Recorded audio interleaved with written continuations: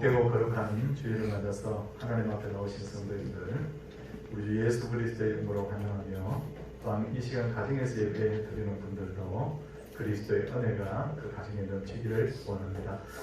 예배 드리기 전에 잠시 우리 옆에 분들과 인사하고 같이 예배 드리겠습니다. 반갑습니다. 네, 반갑습니다. 이제 묵상 기도함으로 하나님 앞에 예배를 시작하도록 하겠습니다.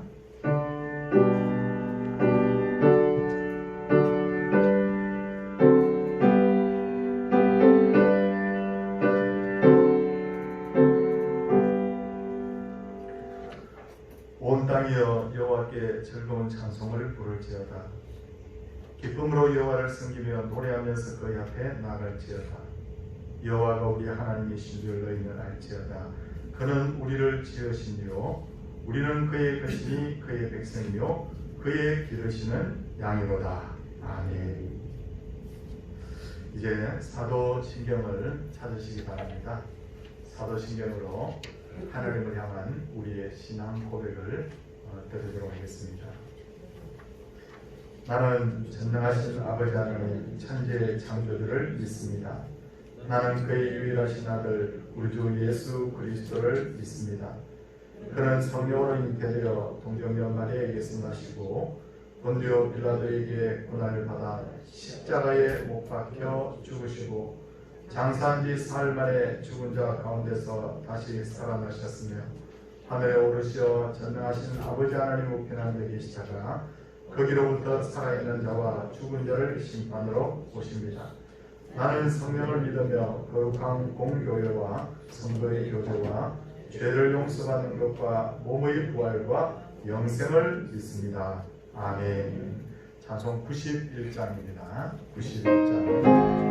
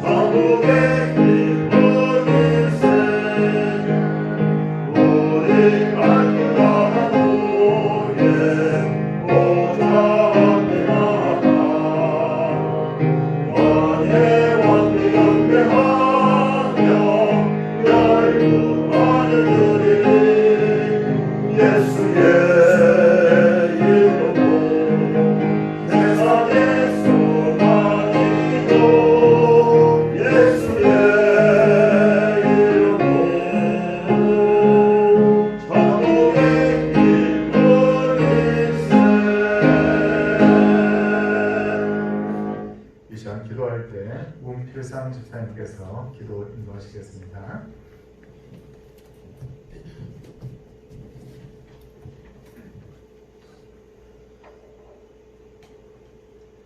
주 예수보다 귀한 것 없네. 영육을 내리신 돌아신 주님을 찬양합니다. 그 인자심과 용서하심과 길이 참았음이 풍성하신 하느님 아버지, 우리의 허물을 오래 참아주시고 기다려주시는 주님의 그 큰 사랑 감사를 드립니다. 언제나 동행하여 주시고 변함없이 베풀어 주신 주님의 그 은혜 감사를 드립니다. 하나님의 자녀로서 말씀대로 살지 못한 불충이 많음을 회개합니다. 주님 용서하여 주시옵소서. 주님께서 우리에게 바라시는 뜻을 이룰 수 있도록 순종할 수 있도록 신실한 믿음을 허락하여 주시옵소서.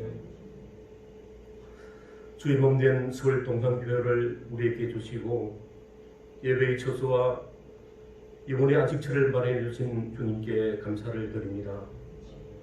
성도 간의 좋은 만남을 허락하여 주시고 지혜한 직분을 주신 주님께 감사를 드립니다. 주님 안에서 미움 없는 사랑을 서로 나누며 보듬어주고 존중하고 위로하면서 주님께서 원하시는 성도의 사명을 서로 협력하여 잘 감당할 수 있도록 힘을 주시고 주님 도와주시옵소서. 주님, 온 나라가 코로나 바이러스로 인하여 여러 가지 어려움을 겪고 있습니다. 지금까지 이 재난을 다스릴 수 있도록 도와주신 주님께 감사를 드립니다.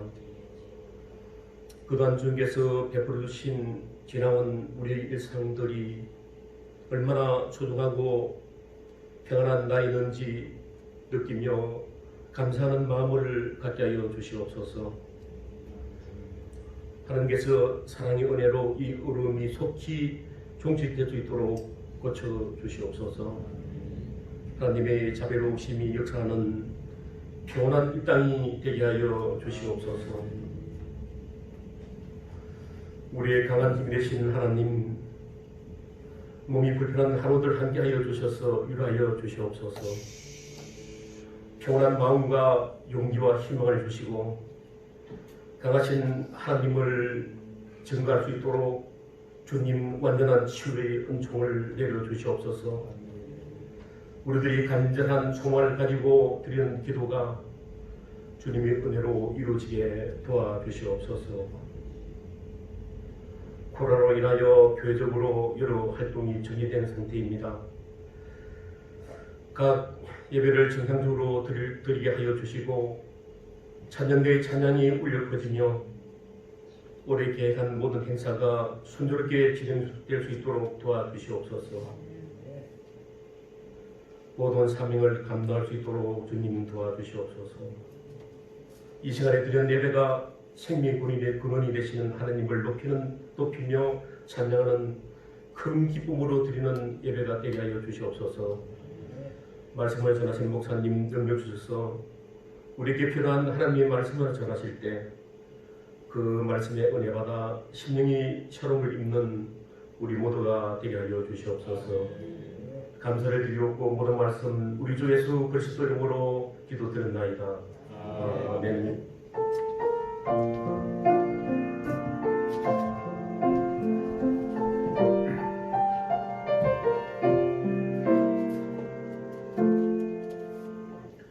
하나님 말씀은 에베소서 6장 1절에서 3절까지입니다.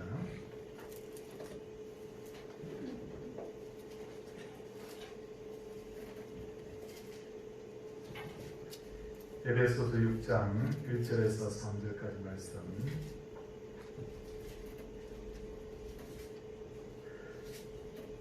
자녀들아, 주 안에서 너희 부모에게 순종하라. 이것이 옳으니라. 내 아버지와 어머니를 공경하라. 이것은 약속이 있는 첫 계명이니 이로써 내가 잘되고 땅에서 장수하리라. 아멘. 이 시간 우리 할렐루야 찬양대 지휘자인 우리 정인세 집사님 하나님께 특송 올려드리도록 하겠습니다.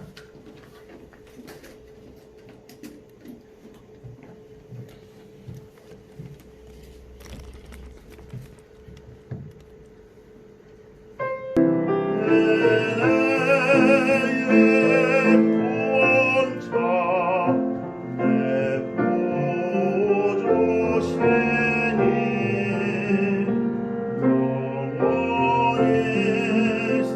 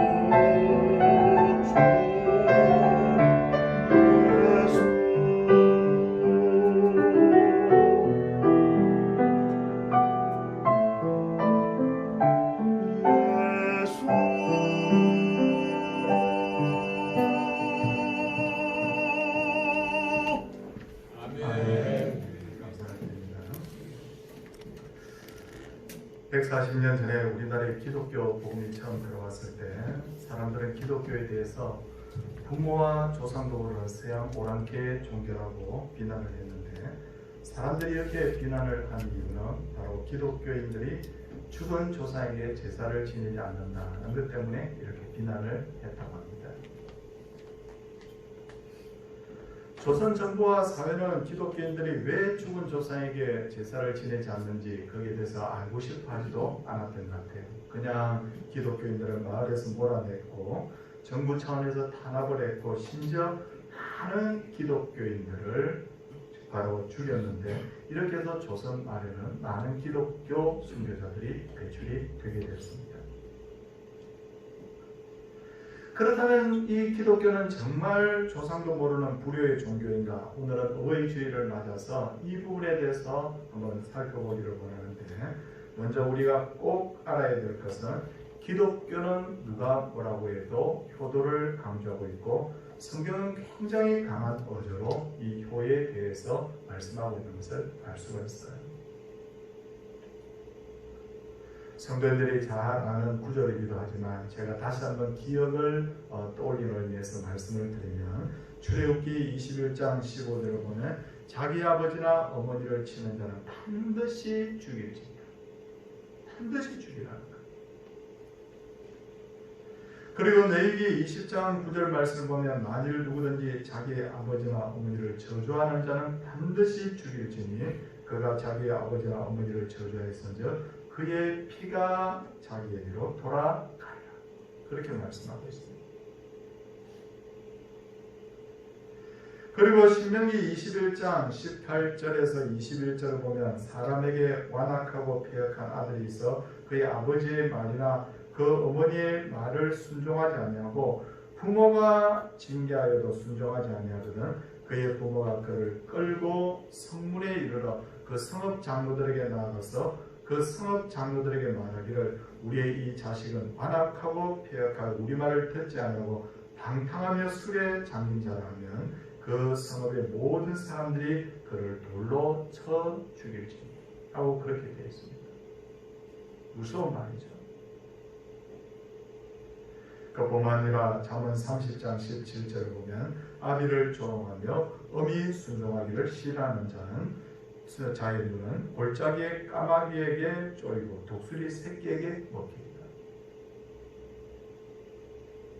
방금 이 구절을 정리를 해보면 어떤 경우에 해당합니까? 부모를 치는 자.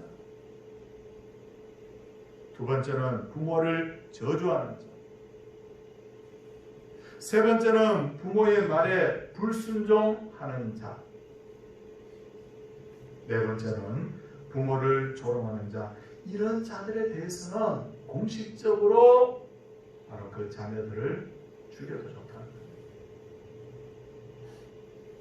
물론 성경에는 이런 기록이 이렇게 실제로 이런 일들이 이루어진 데 대한 기록은 없는 것으로 알지만 하나님이 왜 이렇게 엄하게 이렇게 말씀하셨는가에 대해서 우리가 다시 한번 주의를 기울일 필요가 있다는 거예요.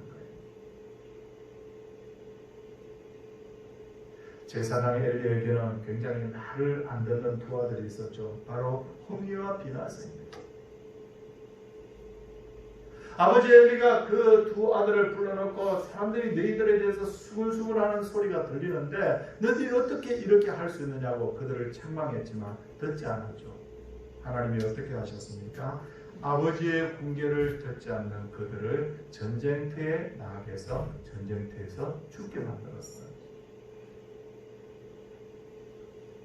그러다 보니까 구약 시대의 유대인들은, 이 히브리인들은 부모에게 불순종한다는 것을 상상도 하지 못했다고 합니다. 하나님이 두 눈을 부릅뜨고 반드시 그런 자녀들에 대해서는 징계하고 엄하게 징계해서 일벌백계로 많은 이들이 보는 앞에서 그렇게 하라고 그렇게 말씀하셨으니 그들이 어떻게 부모를 불순종한단 말입니까? 그리고 세계에서 가장 먼저 어버이날을 만든 나라도 청교도 기독교인들이 세운 미국이에요. 그러므로 기독교가 효에 대해서 강조하지 않는다? 효도하지 않는 종교다? 말이 안 됩니다. 성경이 얼마나 효에 대해서 강력하게 말하고 있는데 기독교인들이 부여하는 종교라고 생각하는 것은 무지와 오해에서 비롯된 말이라는 것을 우리가 알아야 된다는 거예요. 그렇다면 성경이 가르치는 효도의 핵심은 무엇인가? 어떻게 효도해야 되는가? 다 알고 있습니다. 알고 있는데 다시 한번 강조하는 의미에서 정리를 해서 말씀을 드리려고 하는데, 첫째, 효도란 부모에게 순종하는 거예요. 부모의 말에 순종하는 거예요. 근데 순종과 복종이 나오는데, 순종은 뭐고 복종은 뭐냐? 순종은 자발적인 어떤 마음을 내포하고 있습니다. 그러니까 하나님께서 자녀에게 진짜 원하시는 것이 뭐냐면, 너희들 부모에게 효도할 때 자발적으로 기쁨으로 그렇게 효도를 하라는 말입니다. 잠언 23장 25절을 보면 내 부모를 즐겁게 하며 너를 낳은 어미를 기쁘게 하라라고 했습니다. 효 중에 가장 큰 효는 뭐냐? 바로 부모님을 기쁘게 해드리는 거예요. 잠언 17장 22절을 보면 마음의 즐거움은 양약이라도 심령의 근심은 뼈를 마르게 한다고 했어요. 부모님에게 참 기쁨을 안겨드리면 부모님이 가지고 있던 병도 떠납니다. 양약이거든요. 현대학이 다 말하고 있지 않습니까? 막 마음이 기쁘고 행복하고 막 마음이 평안하면 병을 치료하는데 굉장히 도움이 된다고. 근데 어떻게 됩니까? 계속 부모의 마음을 아프게 하고 근심되게 하면 결국은 뼈를 마르게 한다는 거예요. 결국은 어떤 병도 생기게 합니다. 그래서 중요한 것이 뭐냐면 부모님을 자발적으로 기쁘게 하는 것이 그만큼 중요하다는 거예요. 둘째로 효도는 부모를 공경하는 것인데, 공경이 뭐냐? 공경은 헬라어로 티마라고 하는데, 이 말은 뭐냐면 값을 치른다라는 뜻을 가지고 있어요. 두 가지 의미에서 한번 생각해 보는데, 값을 치른다는 것은 내가 부모에게 효도할 때는 빚 갚는 마음으로 효도하는 거예요. 두 번째는 반드시 부모에게 효도할 때는 희생이 요구된다는 뜻입니다. 부모에게 효도하려고 하면 시간 내야 됩니다. 부모님의 필요로 하는 것을 채워드려야 되고, 그리고 또 힘과 정성을 드려야 됩니다. 그래야 진정한 공경이 된다는 거죠. 그런데 한 가지 생각할 것은 세상의 종교에서도 부모를 공경하라는 것을 가르치고 있다는 거예요. 특히나 세상의 종교에서 효를 제일 많이 강조하는 종교가 어디냐면 유교인데, 유교의 창시자인 공자는 효는 백행지본이라고 했습니다. 무슨 말인가 하면 모든 행동의 근본이 뭐냐면 바로 효가 되어야 된다는 거예요. 그러다 보니 유교를 국시로 하던 조선에서는 부모님이 죽으면 그 당시에는 3년간 부모님의 그 산소에 그 움막을 지어놓고 신호살이를 했지 않습니까? 고기도 먹지 않고 즐거운 것도 다 뒤로 하고 즐기는 것들도 다 뒤로 하고 그 옆에서 그냥 아침 저녁으로 제사를 하면서 부모님의 그 산소에 풀을 뽑아들이면서 그렇게 3년을 보내야만 했다는 것이죠. 우리가 잘 알고 있는 5,000원짜리 지폐의 모델인 그 율곡 이이도 16살 때 신사임당, 어머니 신사임당이 돌아가셨다고 해요. 근데 그 16살 그 어린 아이가 경기도 파주에서 신사임당 무덤 옆에 운막을 만들어 놓고 3년 동안 19살이 될 때까지 계속해서 그 산소를 돌봤다고 합니다. 그리고 이 율곡 이이가 나중에 계모님이 들어오게 되는데 그 계모님이 성격이 상당히 불같았다고 해요. 그런데 율곡 이이가 그 계모님 모시는데 얼마나 효도를 다했는지 그는 알고 계시지만 조선에서 굉장히 높은 벼슬까지 했던 사람입니다. 그런데도 불구하고 그 높은 벼슬을 하고 자기도 나이가 들어감에도 불구하고 계모님의 모든 그 시중을 다 들었다는 것이 바로 역사 기록에 남아 있습니다. 유교는 굉장히 효를 강조하는 종교임에 분명합니다. 그렇다면 기독교가 가르치는 효도와 유교가 가르치는 효도의 차이가 뭔가? 유교의 효도는 하나님이 없는 효도. 유교의 효도는 기독교의 효도와 다른 것이 뭐냐면 구원과 생명이 없는 효도라는 겁니다. 제사를 지내는 분에게 제가 질문을 했다고 그랬죠. 제사 왜 지내냐? 그랬더니 제사 지내는 분이 죽은 조상님에 대한 그 예라는 거예요. 식사 대접을 한다는 거예요. 제가 이 제기를 했어요. 죽은 조상님에게 식사 대접하려고 하면 우리가 밥 먹을 때마다 1년 360을 그냥 해야지. 왜 1년에 두세 번, 한두 번밖에 안 하느냐고. 그랬더니 그분 하는 말이 제사는 그냥 예식이라고 하던군요. 조상이 제사 지내는 날 오는 것이 아니라는 거예요.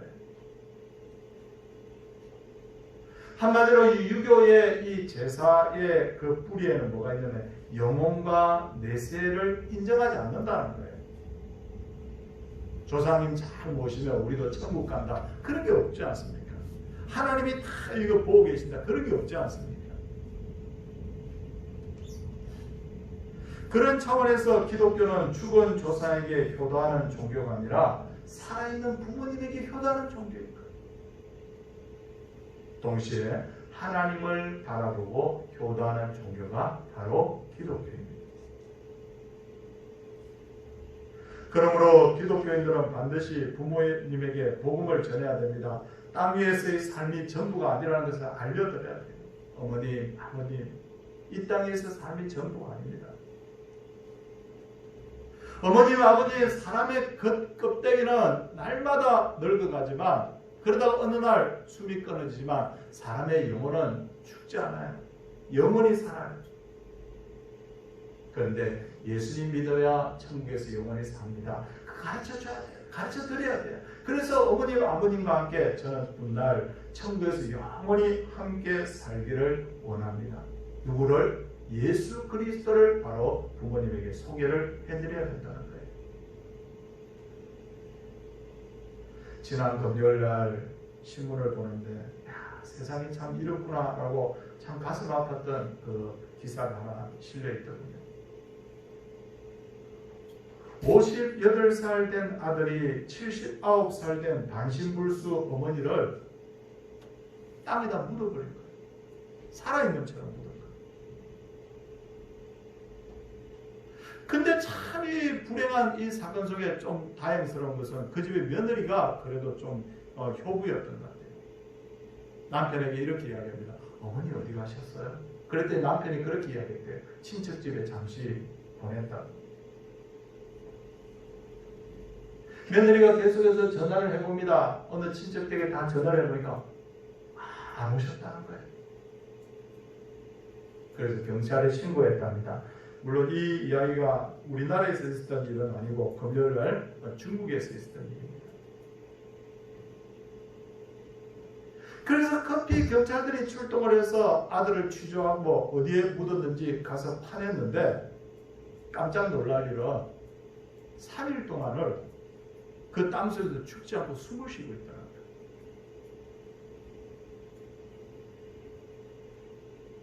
옛날에는 자녀들이 어렸을 때 부모를 속을 썩이다가도 나이가 들면 효도를 했는데 요즘은 어릴 때는 속 썩이고 나이가 들면 부모를 귀찮아한다는 거예요. 그러다 보니까 이와 같은 현대판 고려장이 벌어지고 있는 겁니다. 옛말에 한 어머니는 10자녀를 기르는데 10자녀는 한 어머니를 공양하지 못한다는 말이 있습니다. 자녀된 우리들이 다시 한번 가슴에 좀 새겨야 될 거예요. 목사님 오늘 어버이 주일인데 뭐 특별한 효에 대한 설교를 좀 한번 해보십시오. 이럴 수도 있어요. 저도 그럴 생각이었고. 근데 말씀 준비하면서 생각해 보니까 몰라서 효도를 안 하는 게 아니라 알면서도 효도하지 않는 부분이 너무 많은 거예요. 그래서 우리가 알고 있는 부분이지만 좀 강조를 해야 되겠다. 그런 생각이 들었습니다. 진정한 효도는 자신의 부모뿐만 아니라 주위의 어른들을 공경해야 합니다. 레위기 19장 32절을 보면 너는 샘머리 앞에 일어서고 노인의 얼굴을 공경하며 내 하나님을 경외하라. 나는 여호와니라 라고 하나님 말씀하셨습니다. 샘머리는 노인의 상징이에요. 샘머리 앞에 우리 머리 숙일 줄 알아야 돼요. 나보다도 인생을 오래 산 어르신들 앞에 우리가 일어서라는 거예요. 서양 속담에 이런 말이 있습니다. 샘머리 앞에 일어설 줄 모르는 자는 자신이 샘머리가 되어도 그 앞에서 일어설 젊은이가 없을 것이다. 내가 하는 거 자녀들이 다 보고 있어요. 교회에서 우리들이 하는 걸 젊은이들이 지켜보고 있어요. 내가 샘머리 앞에 일어설 줄 모르면 나중에 그 자녀나 젊은이들이 저렇게 해도 되는구나. 그렇게 나중에 내 앞에서 일어설 젊은이나 자녀가 없다는 거예요. 요즘 젊은이들 머리는 똑똑합니다. 저는 참 요즘 젊은이들하고 이렇게 대화를 해보면 깜짝깜짝 제가 경기를 할 정도로 놀랍니다. 어떻게 그렇게들 머리가 좋고 어떻게 그렇게 공부를 잘하는지 몰라요. 근데 조금 아쉬운 것은 생각이 깊지 못한 부분이 있어요. 요즘 젊은이들이 다 그런 건 아니지만 요즘 젊은이들이 대놓고 그냥 어른들을 폄하하고 어른들을 조롱하는 그런 말들을 너무 쉽게 하는 거예요. 한번 생각해 보십시오. 어른들을 보고 뭐라고 합니까? 꼰대 그럽니다. 꼰대래요. 꼰대. 우리 집에 꼰대. 자기 아버지를 우리 집 꼰대래. 또 어떻게 이야기합니까? 담임 선생님을 옛날에는 그러잖아요. 학교에 가면 엉덩이도 때리고 막 그렇게 했는데도 스승님 그러잖아요.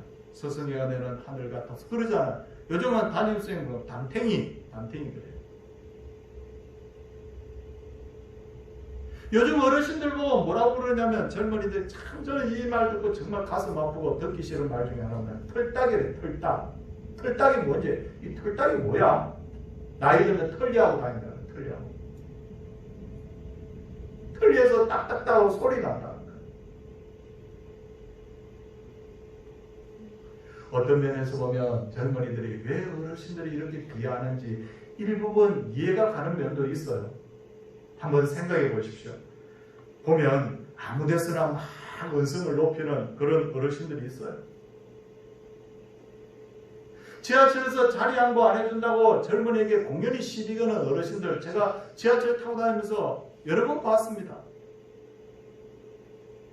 막 어르신들이 처음 보는 젊은이들에게 예의도 모르는 것들이라고 하고 우리가 이 나라를 어떻게 세웠는데 니네들이 뭐 이러면서 막 공연히 막 시비를 막 그런 분들이 있더라고요. 질서를 지키지 않고 막무가내로 행동하는 어르신들도 사실 흔치 않게 볼 수 있습니다. 젊은이들이 보기에는 이렇게 보는 거예요. 어른이 어른답지 않다. 어른 대접을 우리가 못하겠다. 그런 겁니다. 그렇다 하더라도 젊은이들이 좀 생각을 좀 깊이 해야 돼요. 어른을 비하하고 조롱하는 것은 잘못입니다. 더군다나 이렇게 어른을 비하하는 것이 사회의 일반적 분위기가 된다고 한번 생각해 보세요. 어른이 보지 않는다고 해서 젊은이들이 자기들끼리 막 꼰대니 뭐 털딱이니 있다는 이야기를 계속해서 한다고 한번 생각해 보십시오. 자기들끼리 키득거리면서 좋다고 생각합니다. 그런데 어떻게 됩니까? 20대, 30대 청년들이 어른이 되고 노인이 되면 과연 젊은이들이 자기들 대접해 줄까요? 세월이 생각보다 훨씬 빨리 가더라고요. 저도 막 이렇게 아직은 좀 어떻습니까? 제가 젊은 것도 아니고 나이 든 것도 아니고 이런 나이가 됐는데 살아보니까 세월이 얼마나 빨리 가는지 내 마음은 아직도 대학생 같아요. 내 마음은 아직도 30대 같아요. 근데 세월이 얼마나 빨리 가는지 20대, 30대 청년들, 젊은이들 어른들이 조금 세련되지 못하는 부분이 있다 하더라도, 조금 이해되지 않는 부분이 있다 하더라도 존중해야 됩니다. 왜냐하면 존중하는 분위기가 돼야 내가 존중받아요. 내가 어른들 존중하지 않는데 내 자식이 날 존중해요? 내가 어른들 존중하지 않는데 젊은 사람들이 나중에 내가 나이 들면 존중할까요? 그렇지 않습니다. 이 부분에 있어서는 진짜 우리가 생각을 좀 깊이 할 필요가 있습니다. 그렇다면 왜 효도를 해야 됩니까? 자녀의 도리이기 때문에, 성경에서 말하고 있는 대로 복을 받기 위해서, 네, 다 맞는 말입니다. 그러나 우리 기독교인들이 효도를 해야 될 진짜 제일 첫 번째 이유는 뭐냐면 그것이 하나님의 명령이기 때문에 그런 거예요. 설사 내가 부모님에게 효도했는데도 불구하고 내 형편이 더 어려워진다 하더라도 이것만큼은 내가 하나님 명령이야. 내가 지켜야 돼. 전에도 말씀드렸습니다. 부모님 중에 정말 젊은 시절에, 부모님 젊은 시절에 가장으로서 역할을 제대로 못했던 부모님이라 하더라도 우리가 효도해야 될 가장 중요한 이유 중에 하나는 뭐냐면 이것이 하나님의 명령이기 때문에 그런 거예요. 명령이기 때문에. 그렇기 때문에 기독교인들은 하나님 바라보고 효도하는 사람이 바로 기독교인입니다. 그리고 너무도 감사한 것은 성경은 효도를 의무라고 하면서도 동시에 복된 약속이 그 속에 내재되어 있다고 말씀합니다. 오늘 성경 보시면 3절 말씀 보시면 어떻게 되어 있습니까? 보니까 두 가지 약속이 되어 있군요. 이로써 내가 잘 되고 땅에서 장수하리라. 첫째는 범사가 잘 된다고 했습니다. 두 번째는 땅에서 장수한다는 거예요. 성경에 나오는 많은 효자들 중에 대표적인 효부를 하면 이야기하라고 하면 룻입니다. 지난 9월 달에 하나님 은혜 중에 제가 이스라엘을 다녀왔지 않습니까? 이스라엘 다녀왔는데 제가 이 룻이 보아스의 밭에서 보리싹 줍던 그 돌판을 가봤거든요. 제 마음 같아서는 그랬어요. 거기서 좀 내려가지고 한번 흙도 손으로 좀 만져보고 그 들판도 좀 걸어보고 하고 싶었는데 시간은 짧고 봐야 될 것은 많아서 그냥 쑥 하고 그냥 차로 그냥 지나가면서 한번 슉 봤어요. 넓은 초원이 펼쳐진 게 아니라 야산처럼 구름져 있는 여기에 쭉 이렇게 밭이 이렇게 형성되어 있습니다. 안내하시는 분이 그렇게 말하더군요. 여기가 바로 그 룻과 보아스의 사연을 가진 들판입니다. 근데 제가 그 들판을 차창을 통해서 보면서 어떤 생각이냐면, 야, 진짜 룻 대단하다. 왜? 저는 솔직히 이야기해서 그 들판에 아무것도 안 하고 30분만 서 있으라고 해도 못 서 있을 것 같아요. 너무 뜨거우니까. 이스라엘에서 제일 기온이 좋다고 하는 9월달인데도 그렇게 더운데 롯이 시어머니 모시고 그 시어머니 봉양하기 위해서 보아스의 밭에 가가지고 보리석 주워요. 얼마나 목이 마르고 얼마나 힘들었겠어요. 성경을 보니까 아니나 다를까 보아스가 룻에게 뭐라고 말합니까? 목이 마르거든 그릇에 가서 소년들이 기로운 물을 마시라. 물 없으면 죽어요. 여기서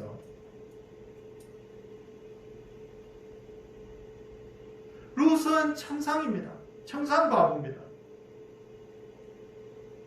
성경의 전체적인 어떤 분위기를 보니까 상당히 매력이 있었던 여성으로 보입니다. 그런데도 불구하고 재혼을 할 수 있었지만 그녀는 홀로 된 시어머니를 모시기로 작정한 거예요. 어머니, 내가 죽기 전까지는 어머니 떠나지 않겠습니다. 어머니도 혼자 됐고 자기도 청상바보예요. 혼자 된 사람이에요. 어머니, 저 죽기 전까지는 어머니 떠나지 않겠습니다. 그 당시에 무슨 여성이 무슨 직업을 가질 만한 그런 사회가 아니죠. 굶어 죽지 않기 위해서 남의 밭에 떨어져 있는 그 곡식, 이 조그만 떨어져 있는 그걸 주어서 부모님에게 그걸 잘 이렇게 해서 대접을 한 룻. 어떻게 되어 있습니까? 나중에 이스라엘의 두 번째 왕이 다윗의 정조모가 되었다. 성도님들, 다윗도 굉장히 효자입니다. 다윗이 효도하는 부분이 어디서 결정적으로 딱 나오느냐면 사무엘상 22장이에요. 사무엘상 22장에 보면 다윗이 사울로부터 미움받아가지고 쫓겨다녔거든요. 오늘 죽을지 내일 죽을지 몰라요. 근데 이게 문제가 뭐냐면 부모님이 찾아온 거예요. 자기를. 어떻게? 그 연세 많은 부모님을 같이 모시고 도망다닐 수 없어요. 다윗이 생각하던 중에 뭘 어떻게 하느냐면 모압 왕을 찾아갑니다. 국경을 넘어서 모압 왕을 찾아가서 모압 왕에게 뭐라고 말하느냐면 하나님이 나를 위하여 어떻게 하실지를 내가 알기까지 나의 부모가 나와서 당신들과 함께 있게 하기를 청하나이다. 모압 왕에게 자기 부모님 부탁하는 거예요. 우리말로 하면 막 일제시대 독립운동하던 사람이 도망다니다가 부모님 찾아오니까 만주벌판 쪽으로 부모님 모셔와서 거기에 부모님 맡기고 자기는 독립운동하는 것과 똑같은 거예요. 지금. 근데 왜 모압왕을 찾아갔을까요? 모압이 뭐냐면 다윗의 외갓집이죠. 다윗의 정조모가 누굽니까? 룻. 룻은 어떤 사람입니까? 모압 여인 룻. 그러니까 뿌리가 있는 거예요. 자기 정조모의 바로 고향이 모압이니까 모압 왕에 가서 그렇게 말했을 거예요. 우리 정조모님도 모압 여인입니다. 저도 모압 피가 좀 섞여 있는 사람이에요. 저희 부모님 좀 책임져 주세요. 하나님이 제가 해야 될 일을 가르쳐 주실 때까지 제 부모님을 부탁합니다. 오늘 죽을지 내일 죽을지 모르는데도 부모님을 챙기는 거예요. 그래서 저는 이 성경의 내용을 쭉 보면서 어떤 생각이 들었느냐면 다윗의 가문 자체가 효자 가문이구나. 룻이 효자죠. 룻이 효자지 않습니까? 그 속에서 태어난 오벳, 이새, 다윗 그 어떤 삶의 패턴을 딱 지켜보니까 효자가 효자를 낳는구나. 맞죠? 룻부터 시작하니까 효자가 하면 되는 거예요. 그러니까 어떻게 됩니까? 보고 배우고 그러다 보니까 다윗의 가문이 장수의 복과 형통의 복을 받게 된 거죠. 성도님들 우리가 위에 어른들한테 어떻게 하는지 자녀들이 다 보고 있어요. 우리 어머님이 시어머님이 어떻게 하는지 우리 아버지가 교회 가서 어른들에게 어떻게 하는지 다 보고 있다고요. 성경을 자세히 읽어보면 불효자가 하나님으로부터 복을 받았다는 내용이 없더라고요. 제가 성경을 더 많이 연구하지 않아서 못 찾았는지 모르겠지만 저는 지금까지 목회생활하면서 성경을 많이 봤습니다. 보면서 지금까지 본 결과는 이 성경에는 불효자가 복받았다는 이야기가 없더라고요. 그만큼 효도는 복의 근원이 됩니다. 그러므로 자녀들을 사랑한다면 자녀들에게 효도를 가르쳐야 됩니다. 어떻게 가르치는 것이 좋을까요? 두 가지만 말씀을 드리겠습니다. 첫째는 내가 효의 모범을 보여야 됩니다. 옛말에 이런 말이 있습니다. 내가 온 효를 할 때 자식은 반 효도를 한다. 내가 효도를 하면 자식도 보고 배운다는 거예요. 저희가 대학을 다닐 때 세계에서 제일 이름이 높았던 역사학자가 있었는데 누구냐면 토인비라는 분입니다. 혹시 여기 계시는 우리 장로님, 권사님, 집사님들 토인비라는 이름 혹시 들어보셨습니까? 아주 대학자입니다. 근데 이 토인비가 세계 역사를 다 공부하고 나서 한 말이 있어요. 세계에서 가장 아름다운 가족 제도는 한국의 효사사입니다. 이 효사상이 전 세계에 전파되면 평화가 임하게 되고 이 효사상이 전 세계에 임하게 되면 인류는 행복해질 것 같아요. 근데 토인비가 죽은 지 오래됐는데 지금 살아있다고 하면 한국 이 모습을 보면서 얼마나 마음 아파할까 저는 그 생각이 잠깐 들더라고요. 아무리 물질적으로 잘 사는 나라를 자손들에게 물려줘도 윤리와 도덕이 땅에 떨어져 버리면 각박해서 사람 살 수 없는 세상이 됩니다. 그런 의미에서 룻과 같이 몸으로 효도의 본을 보이면 자손들도 효도를 배운다는 거예요. 둘째, 자녀들에게 때를 어떤지 모르지만 적극적으로 효도를 가르치십시오. 디모데전서 5장 4절을 보면 만일 어떤 과부에게 자녀나 손자들이 있거든 그들로 먼저 자기 집에서 효를 행하여 부모에게 보답하기를 배우게 하라. 이것이 하나님 앞에 받으실 만한 것입니다. 그렇게 되어 있어요. 자녀에게도 손자들에게 효를 가르치라는 거예요. 가르치라. 이게 하나님 앞에 복 받는 거라는 거예요. 사랑하는 성도님들, 제가 아주 가까이 지내는 친구가 있습니다. 뭐 친구들은 제가 있지만 그 중에서 특별히 가까이 지내는 친구가 있어요. 어제 저한테 전화가 왔더라고요. 토요일인데 목사들이 원래 토요일날 사실 전화 잘 안 하거든요. 설교 준비하는데 방해된다고. 근데 그 친구가 전화한 이유가 있었어요. 뭐냐면 전화를 하자마자 신목사 오늘 어버이주일 설교 준비할 텐데 마음이 많이 무겁지 그러더라고요. 그래서 자기도 준비하다가 생각이 나서 전화했다는 거예요. 제가 참 오늘 이 설교하면서 정말 평이한 설교고 어떻게 보면 내용이 다 아는 설교지만 제 마음이 참 무겁습니다. 지금. 성도님들, 기회가 있을 때 효도를 가르치고 배우며 실천하는 가정 되기를 바랍니다. 정말 자녀들이 잘 되기를 원한다면 우리가 알고 있다는 것에서 그치지 마시고 정말 안부를 묻고 부모님의 필요를 채워주고 그분들을 위해서 기도하시기를 부탁을 드립니다. 이것이 하나님 앞에서 받으실 만한 것이라고 성경은 말씀하고 있어요. 오늘도 이 말씀을 통해서 우리 부모님들에게 은혜가 임하기를 원하고 우리 자녀들에게 다시 한번 도전이 되어서 말씀대로 효를 다함으로 정말 복받는 가정, 우리 복받는 서울동산교회 되기를 주의 이름으로 축원을 드립니다. 이 시간 우리 함께 찬송하면서 헌금하도록 하겠습니다. 579장입니다.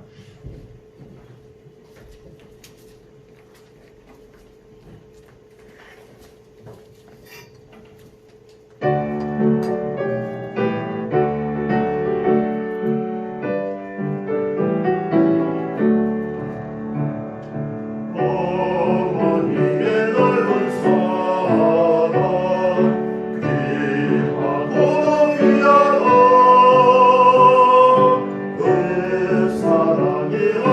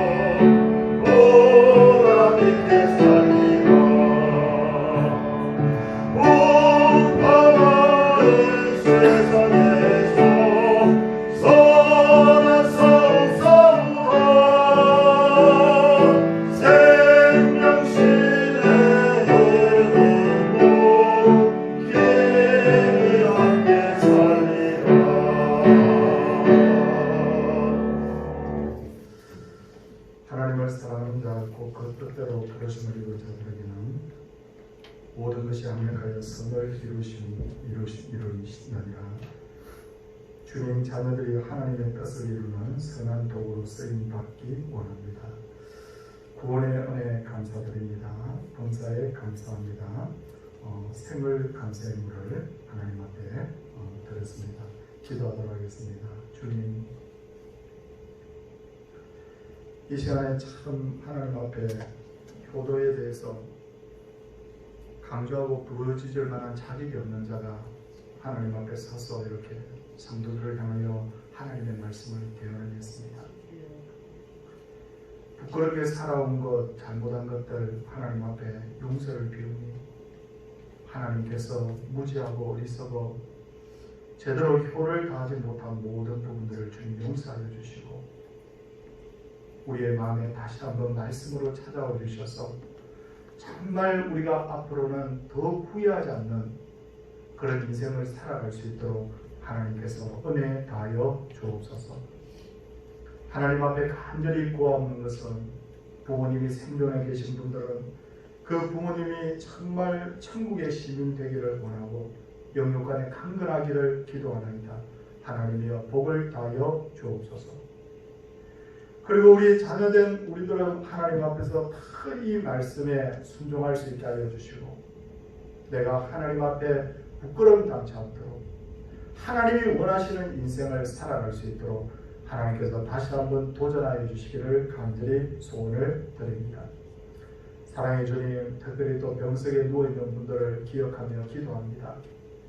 우리 교회 연세 많으신 분들을 위하여 기도합니다. 하나님 장수하게 하시고 또 하나님 노령에 건강 주시고 병석에 누워있는 분들이 다 일어나게 하여 주셔서 그래서 우리 교회 기쁨의 하나님의 손뼉과 환호와 기쁨의 감사 소리가 높이 울려 퍼지는 아름다운 서울 동산교회 되게 하옵소서.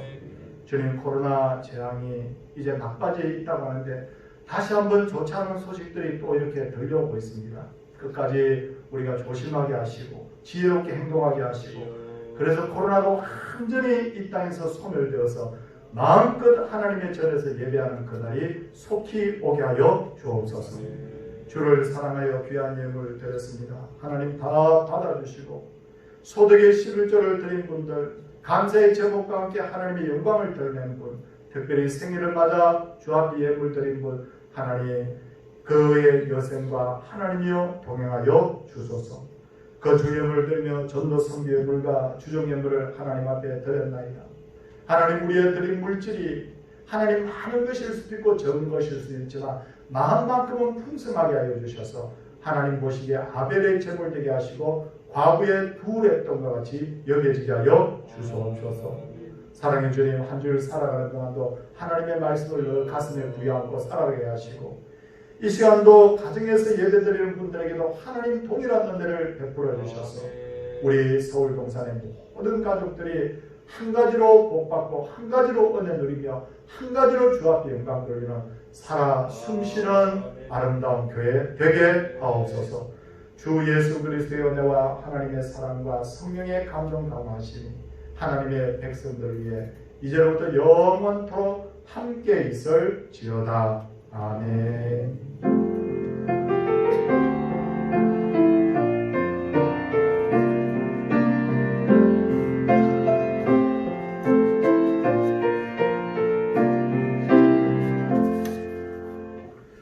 교회 앞에 광고 드리도록 하겠습니다. 제가 참 성도님들께 감사를 드리는 것은 가정에서 예배 드리는 분들도 이게 또 성실하게 예배 드리고 또 하나님 앞에 물질도 예배했다가 또 교회 오시면 드리고 이렇게 하는데 우리는 어디에 있든지 그런 모습으로 하나님 앞에 살아야 됩니다.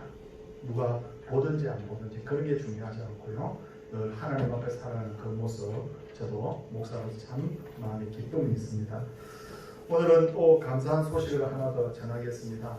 지난 월요일 날 우리 서울 중부노예 모임에서 우리 김건국 강교사님이 목사 안수를 받았습니다. 이제 저도 이게 아직도 자꾸 강도사님 이렇게 하는 게 목사님입니다. 그래서 제가 목사님 그렇게 하는데 제가 노예에서 이렇게 출석 부르는 사람이거든요. 그래서 우리 강도사님이 딱 안수받자마자 제일 먼저 큰 소리로 김건국 목사님 하고 신실한 하나님 사람 되라고 제가 첫 이렇게 출석을 부르는데 제가 담임 목사도 참 마음이 좋더라고요.